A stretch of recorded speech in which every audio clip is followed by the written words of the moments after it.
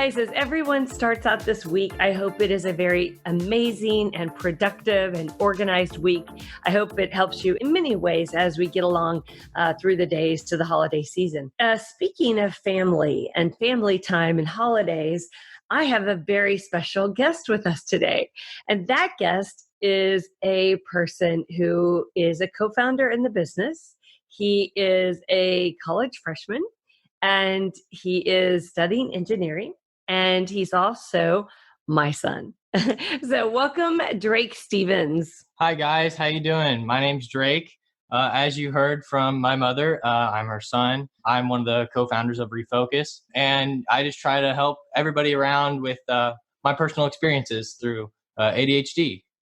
Awesome. You know, this show, just so you all know, it is focused around how you get focused and how you get refocused.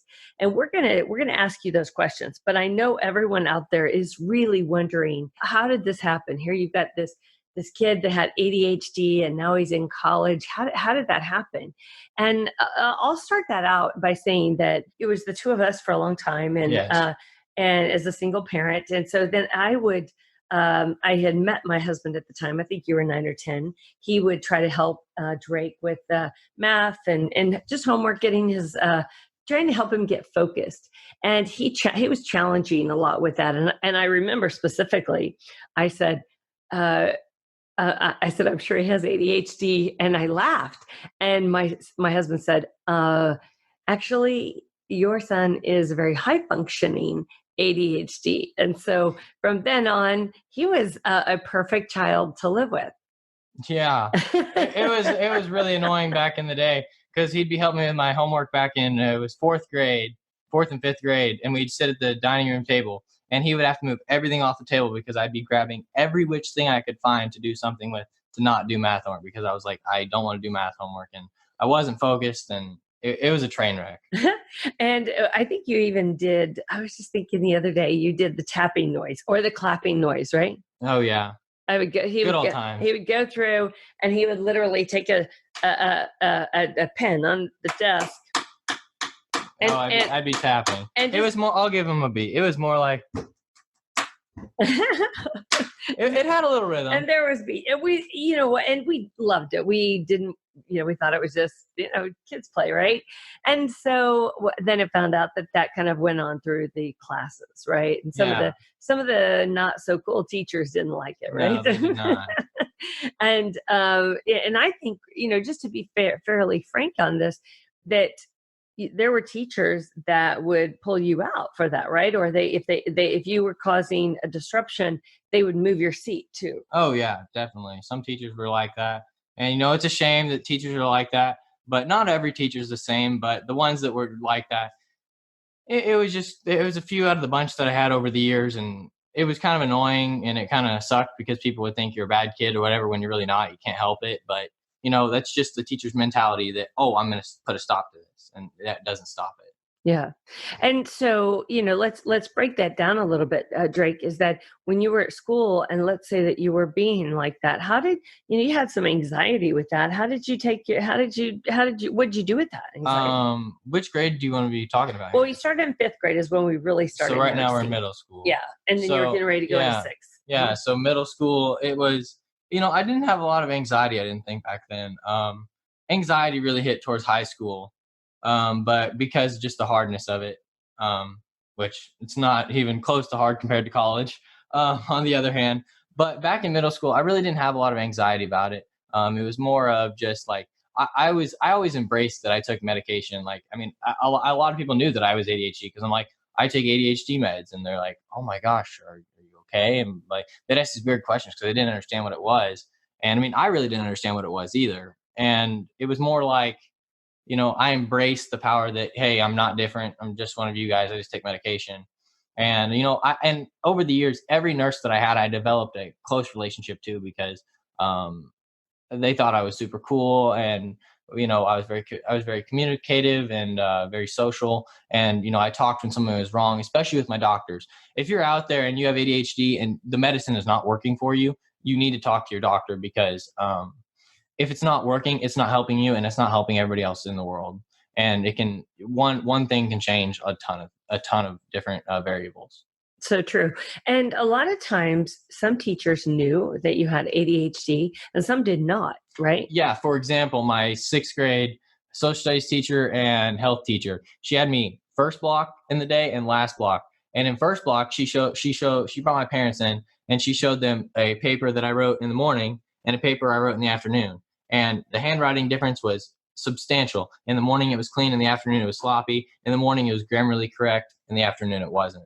And then that's when they're like, wow, we need a booster in the midday. Right. And so, and our parents, we said, let's see that. We want to see the first grade or the first hour, and then we want to see the last hour. Yeah. And it was the same child with the same homework, just one seemed more, organized, put together, and the other one was more sloppy and not as well thought out. Right. Yeah. Yeah. And so I think that's a big deal. Since you were talking about when you were in school, was there anything that you did in school that helped you? Arts or music or football? Or a lot of things, they helped in many different ways. I played orchestra, and orchestra was fun, but that really didn't help me focus or anything or help me develop study habits or anything like that.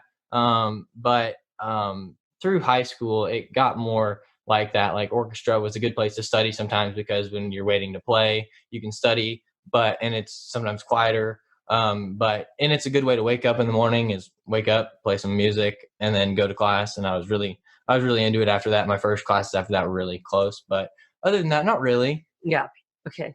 Because a lot of people feel that music, like being in the orchestra, it gives your brain some of that direction that they need. Oh yeah. And that's always why my stepdad was always against me listening to music while I studied. And he has a point to that, but he also doesn't. The difference was I can't listen to music that I know amazingly well, or I will sing the whole time, or I'll tap my foot or do something. But if I listen to music that I haven't heard, like I'll just put on a shuffle playlist, random playlist that I don't know. And sometimes I end up finding a song I like, but having music on really helps. And did he suggest that or did you? I found that out myself through middle school and stuff. Cause I tried doing it with music and he's like, no, I don't want you doing music while you do homework to be distracted. But, I found my own niche and I found that, and this is when I was, I knew some 70s and 80s music, but I really didn't know it that well.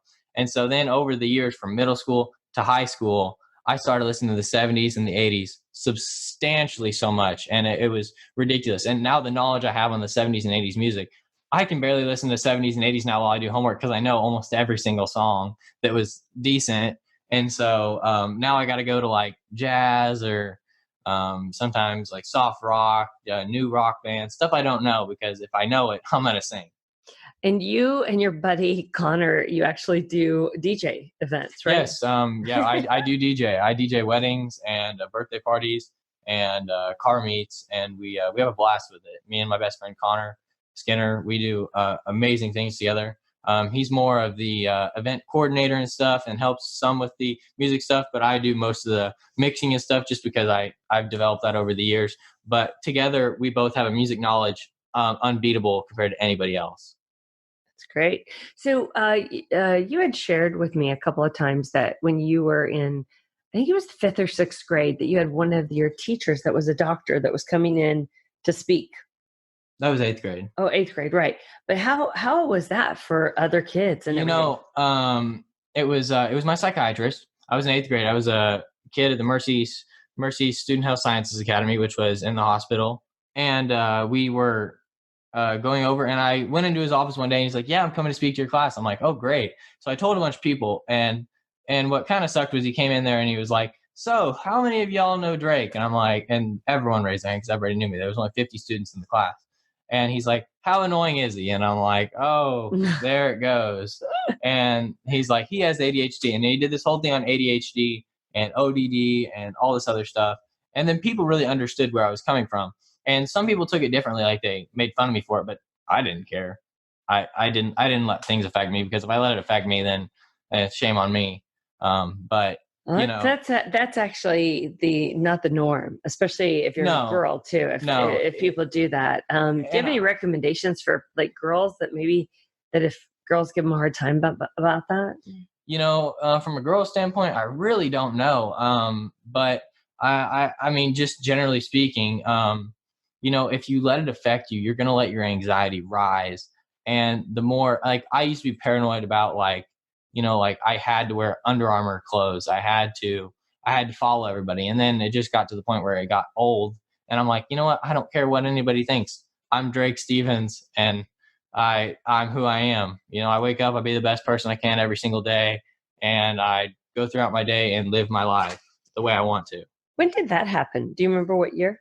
I was freshman year, because 8th grade year I had some friends, but I had some trouble with, inviting to birthday parties and other things. And I didn't get invited to do this and that. And then freshman year came around, and I came back to my big high school, from a small class to a big high school, which wasn't a big thing for me.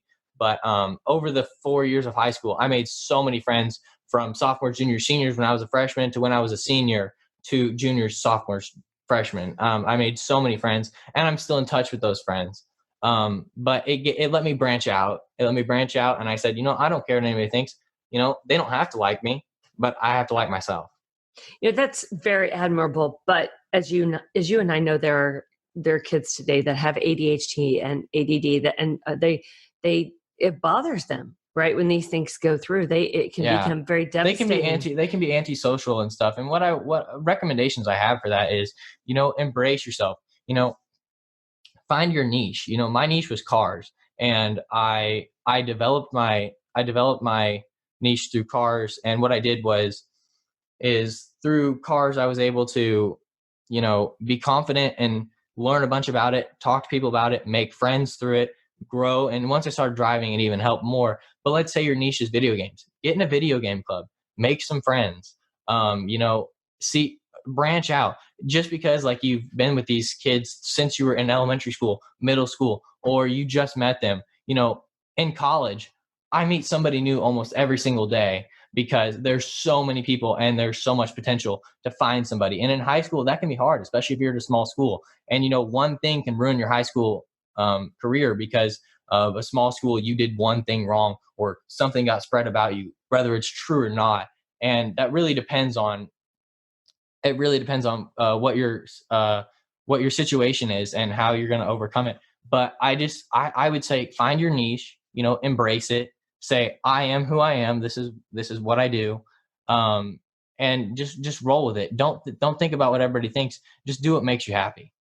I think that's great advice. One of the things that when you and I were going through high school years, if you recall the conversation I had with Beth, and Beth was in college, and she said, well, her daughter was a freshman, and she said, if we didn't have the 504, we'd be lost. And I said, the what? And you were about a junior. And I said, and she said, the 504. And I said, is that something in college? She said, no, it's accommodations. And accommodations to you, if you're listening to this, I had no idea really what the word accommodations meant. I don't even recall them ever saying those to me. And so I learned a little bit about them. And so I talked to Drake about it, and we asked to meet with the school and the teachers and department heads that work in that area. And they met with us. You had to go through some testing, mm-hmm. right? And but it was shocking, wasn't it, about how other kids don't know about this that maybe could be helped. Yeah. So let me explain the 504 real quick. So the 504 is it's a number they came up with to stand for, like, accommodations for kids. And in high school, it can be a little troubling because not all teachers want to abide by it, and that can be a problem. And if you have that problem, speak to an administrator, let them know, because they're required by law to use these accommodations. Now in college, it's a lot better. And right now, I just have extended time in a distraction-free zone. But I just talked to a doctor the other day, and they're like, if you need to bring in an index card or something, I'll write you an email for that. Talk to your doctor, see what works for you, and really build that one-on-one relationship to where he can or she can write you something to help you in your schoolwork. And we just found this out yesterday. As a matter of fact, we had no idea that Drake could have those benefits. We'd met with the college 504 disability program, and they were actually very sharp. There were things, actually, the one thing that's been helpful is getting a note taker and a scribe is what they call it. A lot of people don't know what a scribe is, and we didn't hear about it in high school. No, we did not. And that would have been helpful. Well, I don't think in high school it would have. Would it not? It would have not. It would have worked as well. Explain to them how it works in college, though, for people that don't know. So at Mizzou, it could be different at different colleges. I'm not sure. I haven't been to them. But at Mizzou, you'd think a scribe would be somebody that sits right next to you and takes notes for you. It's not like that. What they do is they say, hey, we need a scribe in the class. And you volunteer. They get paid for it at the end of like $100. But what they do is they take notes every day and they upload them online, and then you can read those online. Wow. And then, so it's very confidential. Yeah, it's very confidential. Wow, that is really, so anybody that struggles with that, I would definitely say get involved with your school, and you're going to have to be the person that brings the 504 subject. You're going to have to be the person that brings that subject up to other administrators. Definitely. Wouldn't you agree with that? Yes. And so I think that's really important. We're going to talk about how you are a part of the company in a minute, with Daryl. However, Drake, one of the things that we do on this podcast, we talk about how people focus and how they refocus, right? Uh-huh. So, every kid, argues with their parent, or something, right? Or other time, or you get mad at a girlfriend or something, right? Yeah. It affects your whole day. So let's say you have an argument with a girl you've been dating for a long time, and you've got to go in and take your calc final. That's a tough one. What do you do to focus? That's a tough one. I honestly would say, try to zone it out. Whenever I'm distracted by something, from an argument to something that happened physically, mentally, or emotionally, music is my answer. Music is the answer to everything for me. But I will put on certain songs that mean something to me to get my mind off it, make me happy or make me sad, whatever emotion I got to be able to take this test. I put on that song. I do that, and that works for me. But also you could do many different things. You could do music. You could do an audiobook. You can do a podcast. Maybe that's why you're listening to this podcast right now. Who knows? But you could do a lot of other things. And we do have we just did a podcast on how to find a podcast and what a podcast is and where you find a podcast. Oh, yeah. And a lot of people just don't know. Yeah. And, what you can think is, like, if you take medication, if you take anxiety medication, sometimes I take them as needed. And taking one of those really helps me. You can talk to your doctor about that and see how that works. But other than that, just find, like I said earlier, find your niche. Find, like, sometimes I'll read up on the car news, or I'll read the news. I mean, with today's world, we read the news, and it depends on what your niche is and how you can focus with it. Right. And focusing in college is different than focusing in high school, right? Definitely. Okay, so tell us the difference. Because I'm not up at college with you. So how is that different? Focusing for a test in high school versus focusing so test, for focusing in college, I used to be able to study the night before for a high school test and take the next day and do fine on it. In college, you have to study a week before, 2 weeks before, almost 3 weeks before even sometimes, which I have not been able to do. I've been able to do like a week and a half because I've been so busy. But you have to study a lot and put time aside to do that, and it can be tough. But like in my room, or in my dorm, it's very distracting. My roommate, he plays video games and watches sports, which I love to do, both of those. So I go other places to do my homework because I know in that environment I'm gonna be distracted and I'm going to get lost and focus on sports or video games or anything else that might come to my attention, because I am ADHD and this happens. So I like to find a quiet area sometimes, maybe not too quiet, but I like to go to the student center, student union, the engineering library. There's many places you can go on college. And I'm sure you can make this at your house too. You can make a distraction reduced environment very easily. Just find a room. Maybe it's a closet. Maybe it's a extra bedroom, put some stuff aside, making sure you got a desk, a nice light, maybe if you like to listen to music, a speaker system, anything. You can do this at your home, and you can make a distraction reduced environment. And maybe you need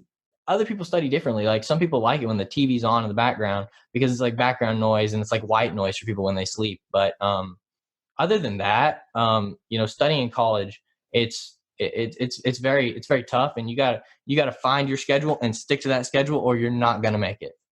And what do you mean by that? Stay to that schedule? Stay to that study habit schedule, because if you don't, you will not pass your tests. You won't do good in finals. It's going to be tough.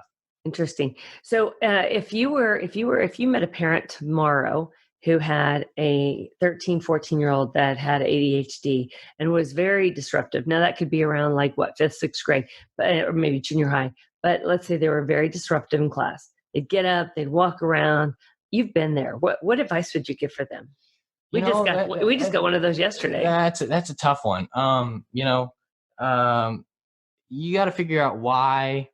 If you're the parent, you got to figure out why you're doing this. You got to figure out why they're doing this, why it's happening. Talk to them, and make sure that you understand why they're coming up, because it may not be their fault. It could be because somebody said something and it hurt them, or it could be the teacher's fault. I mean, but it also could be their fault, and that's sometimes the worst case scenario. And I ran into that problem sometimes myself, where it's my fault and I'm up doing distractions when I was younger. And you just got to figure out and find what really works for you. Sometimes, like whenever I needed to move, I'd shake my legs, I'd tap the pen, I'd do something. But sometimes those things can be annoying and distracting. So you have to find something that's going to be able to keep you down, out of sight, out of mind, doing your work in school.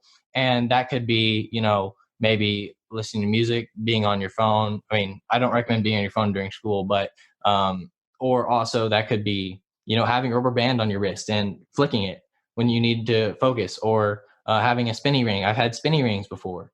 Or it can be a lot of things. Squishy balls, stress balls, a lot of those things work. You just got to figure out what works for you. And attitudemag.org, or actually attitudemag.com, they have some great articles out there that will give you those resources. And there's even more and more that are coming out now. So one thing I did want to ask Drake about was about social pressure. So, with social media today, your age of friends, yeah, I know you see it, and I know you get it, but then that's got to be different in high school. And in college. Can you tell us a little bit about the difference? Okay, so social pressure, honestly, in college is a lot easier. Why? Because you don't know everybody, and one wrong move may not be the end of your social life.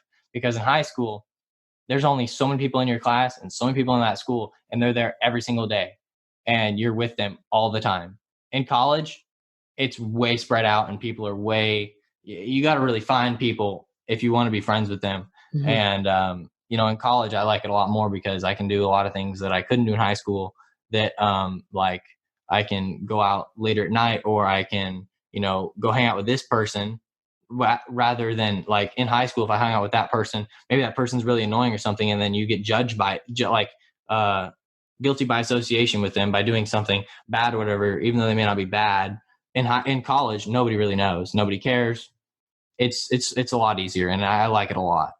That's great. Well, before we go, I want to talk to everyone just a little bit more about how you got involved with RE-Focus. So just so you know, when Drake had ADHD, he wanted to come work with my company, and he wanted to make money at that time at a very early age. I did. Money has always been the key. Driven money, cars, that's driven for you. And so so I agreed, and he would learn to get bids from different other companies. We would look at those. He would look at the designs. He helped us do this, and he did a lot of work with our company. And so I think it was 2 years later, when he was 16, we wanted to create this product that was a book, and we were going to give it to Staples, as a matter of fact. And so we sent it to friends and family, and they said, can I buy 5 of these? Can I buy 10 of these? Can I buy 20 of these? And Drake and I looked at each other, and we're like, we got something here. We've got something. So we went, and I pitched it to the CEO of Staples. And at that time, now you are 19, this when you were 16, mm-hmm. She felt everything was going IT. And as and that may have used to have been the truth, but she thought everything would be on IT. But now with Marriott's being hacked, and big servers being hacked, and corporations being hacked, everybody's kind of taken that responsibility back to say, hey, you know what? I want to go back to that paper and pencil, and I will take care of my stuff. And so, so Drake, we were in the car one day and I could not remember my password. I tried so hard. I reset it. It was so frustrating. And he could feel that frustration from me. I thought I was getting dementia. And he said, why don't we create a password book? And it kind of started from there. And we thought we'd have one. And we didn't know if it would go to 2 or 3. We had no idea. I went to my team. I asked some consultants to come in. At this point, it grew and grew and grew. We now have 9 versions of the password book to include minis. Yes. And we have a left-handed version as well. Yes. And that's because I'm left-handed and I'm like, I want a book that opens to the right and not the left. And we've had other people recommend that too. So it's been exciting. So we have that. We came out with our new colors of our new design of our calendars. And they have, you'll see them with their design. They have different things in the middle. They're going to be lighter weight. And even the black is going to be a very lightweight. And the numbers still pop with color. Same to-do list, same appointment list, all of that. And then we just launched a brand new product this past year. And it was so exciting because when we did that, we had no idea how it would go, but we noticed that the pill box there'd been no innovation. So we redesigned the pill box, and we have wraps that go around them in their the calendar portion where you keep your pills. There's a place in there where you can put your insurance card or your driver's license card, or if it's a kid, it's for their parents' number. So we've made these really well done. The first one is for kids. The other one is for adults, which talks about, making them a priority. I think, as you would say, something from my mom, right? Like, she gets so busy, things like that. And the last one that we love so much is it's for patients who are terminally ill or who have a permanent chronic ailment that they may have. And what those say is, there's a red one that says, because your little ones love you. Another one because it says, because you're stronger than you think. And the other one is, because I could be the cure. And everything we do is in kindness and motivation. And, as we've had Drake here, we were really fortunate. He was home for Thanksgiving. And so we got to have this time with him. So first of all, Drake, I really thank you for giving us this time, because no problem. It's I think all of you out there would appreciate hearing the story from you as well as from me itself. But we have 9 products in development. We've got a whole team. We've got a lot of strategy that we're going to be facing in the future here. Yeah. And for anyone who's interested, Drake is going back to college. He is part of the company, but we do want him to get an education. But one of the biggest questions that we ask everybody, Drake, on this podcast is, when you're going to school or you're going to that calc test or that meeting or on a date, you never know, and you get in your car and you want something that's really going to get you going, what is that song? That song for me, this is a tough one. Songs in general for me are very, very emotional or very picky. I listen to the lyrics and I try to connect them with myself. And, one person that's always connected with me is Charlie Puth and Charlie Puth's albums. And he's got a song for about anything you could think of. And, if anything between, I'll either go Charlie Puth or I'll go with my classic Daryl Hall and John Oates. And they got way upbeat songs and good slow songs, and either of those two, happiest times of my life. He's dying to get tickets to see both of those individuals. Oh yes, you have no idea.